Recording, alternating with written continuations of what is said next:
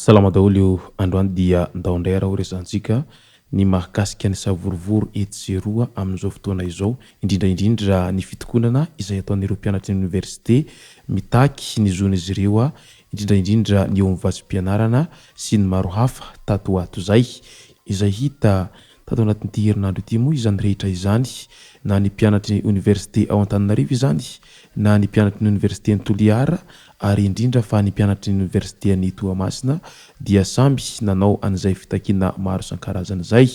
Hosetran'izay ihany koa dia eo ihany ny fatapatapahan-jiro izay lavareny tsy misy fiafarany isan'ny olana iray lehibe mahatonga ny fitokonany ireo mpianatra ihany koa. Ka izay no fakafakaina amintsika ato anatin'ity video ity, ka manasantsika rehetra anaraka an'ity video ity hatramin'ny farany.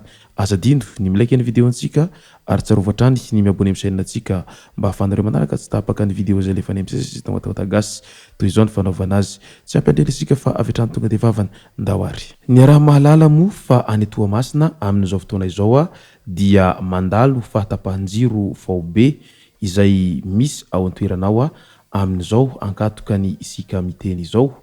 Ny rehatra ihany koa ny milina izay fanapariahana herinaratra ao Toamasina ao tamin'ny iny omaly maraina iny, ankoatra ny famaizany tarbia lehibe izay mitondra ny herinaratra avy amin'ny tompom-pamokarana mpamatsy any Toamasina renivohitra tamin'iny talata ariva iny dia niampy indray araka izany ny olana famatsiana jiro ao an-toerana. Efa nidina iny fotony moa ny tale jeneralin'ny Jirama mijery ny olana, tsy mbola fantatra kosa ny fotoana hiverenana izany jiro ao Toamasina izany araka ny nambaran'izy ireo hatrany. Ka noho izay fahatapahany jiro sy rano vao be izay dia ao anatin'ny fahavoazana roa sosona no mahazo ny Jirama any Toamasina amin'izao fotoana izao. Ankoatra ny famaizana tarbian-jiro lehibe izay mitatitra ny herinaratra tamin'iny larobia tolakandro iny dia nirehitra izay ny milina izay mimpaninjara herinaratra manerana ny tanàna ka manampitrotraka ny fahavoazana ary mampitarazoka ny feim-potoana mety hiverenan'ny famatsiana jiro sy rano izay mbola tapaka vao be hatry ny larobia iny. Mandritra izay moa dia manomboka efa feno filaharana ny eny amin'ny fividianan-drano izay ranontsika manerana ny Toamasina, vidina amin'ny vidina 2,000 ariary ny bidon jaune iray. Ny aratapaka tamin'ny famatsiana herinaratra mantsy ny famatsian-dranon'ny Jirama any an-toerana any ka manararaotra ireo izay mba afaka mamatsy rano fisotro madio ny vahoaka any an-toerana any. Ka noho izay fahatapahan-jiro vao be izay efa tafiditra ao anatin'ny faritry ny université hatry ny alina dia niezaka ihany koa ireo mpitandro filaminana izay nifehy ny fioaram-pefy izay mety hitranga sy fihetsika izay isany mampirehitra ny fahatezerany ireo mpianatra. Efa nisy hatry ny alina ary nitohy ny maraina teo ny fiantsiana nataon'ireo mpianatra tamin'ny alalan'ny torabato ka ny afara tamin'ny fisamborana mpianatra roa hatreto no voasambotra tamin'izy ireo. Mbola ao anatin'izay fahatapahan-jiro izay ihany moa dia ahina ny hoavin'ireo asa misehatra amin'ny informatika.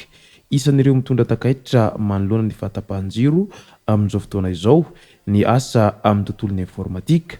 Ity saham-piherina ity izay afaka miantoka ny fampananana asa ireo tanora maro amin'ny alalan'ny fampiofanana arak'asa samihafa raha ny fanazavan'ny mpandraharaha iray nanaovana fanadihadiana. Isan'ny fatiantoka ny fandaniana amin'ny groupe électrogène sy fahasimbany fitaovana raha ny fanazavana hatrany.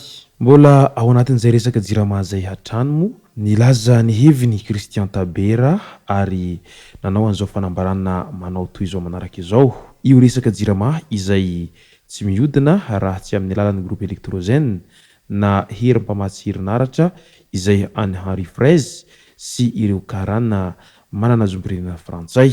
Ireo babakotony frantsay no mampikatso no toedra raha tahaka an'izao izay misy eto amintsika ho isatrany.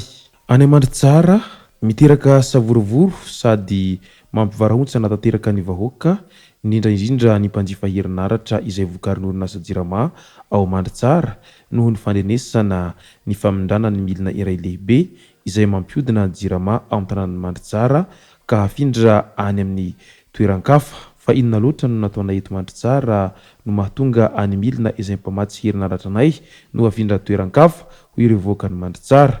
Ny herinaratra vokarin'ny Jirama aza efa tsy ampy dia mbola hanalana ihany koa ny milina misy eto an-toerana. Tsy azo ekena izany. Raha miziriziry ry zareo dia tsy maintsy sisy ny fanehoan-kevitra ho fitsipahana izany.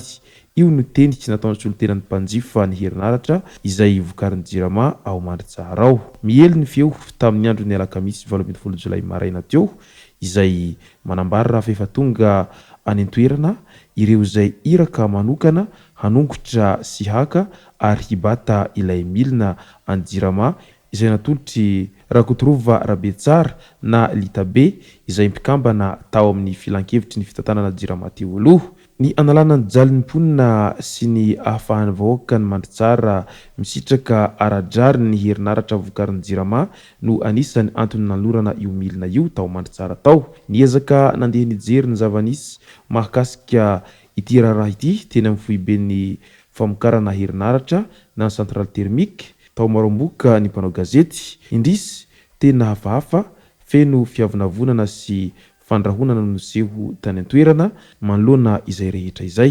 Mandehana mivoakany tsy azo atao ny makasary hoy ny iray tamin'ireo mpiasan'ny Jirama ho an'ny mpanao gazety. Tsy nisy nanaiky ho raisim-peo izy ireo.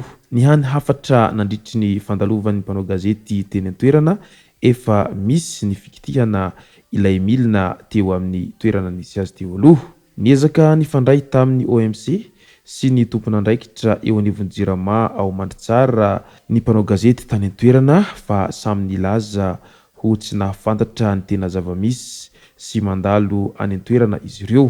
Ny tsapa dia samy mitandrina avokoa ny tompon'andraikitra ary matahotra ny handray andraikitra. Efa nisy taratasy nalefan'ny ben'ny tanàna mahakasika ny fitazonana ireo milina ireo ao Mandritsara kanefa mbola misy ihany resaka famindrana ireo milina any amin'ny toeran-kafa ireo. Hoarantsika io ary ny tohiny izay resaka Jirama any Mandritsara izay. Ao Ankatso indray tsy manara-penitra ny trano vaovao izay voanaorina ka tsy misitraka rano sy jiro araky ny tokony ho izy ireo mpianatra nahazo ny trano vaovao eny Ankatso raha ny fitarainan'izy ireo tamin'ity herinandro ity ka niroso tamin'ny fitokonana izay nanaitra ny tompon'andraikitra izy ireo taorian'izay. Tsy manara-penitra araky ny dradidradraina akory ny zavatra vita ho ireo mpianatra ao Ankatso ao. Any Toliara indray ao anatin'ny Universiten'ny Toliara izay mitaky ny vatsim-pianarana sy fanatsarana ny fotodrafitrasa ireo mpianatra. Manomboka tamin'ny ity herinandro ity ny fitokonany ireo mpianatra eo anivon'ny Universiten'ny Toliara Maninday izay mitaky ny hanomezan'ny fanjakana ny vatsim-pianarana sy fampitaovana ary koa manaitra ny hijerena ny fotodrafitrasa sy ny fampandehanan-draharaha eo anivon'ny université izay tsy mandeha amin'ny laoniny ankehitriny ho izy ireo hatrany. Izay moa no masaka azo naroso tao anatin'ity video ity. Tomboko lasy tomboko vavy misaotra antsika rehetra nanaraka an'ity video ity hatramin'ny farany. Aza dino ny milaiky ny video antsika ary tsarovatra hatrany ny miabony amin'ny chaîne antsika mba ahafahanareo manaraka tsy tapaka ny video izay lefa any amin'ny sesy sy tamatagasy. Tomboko lasy tomboko vavy mankasitraka dia marary soa.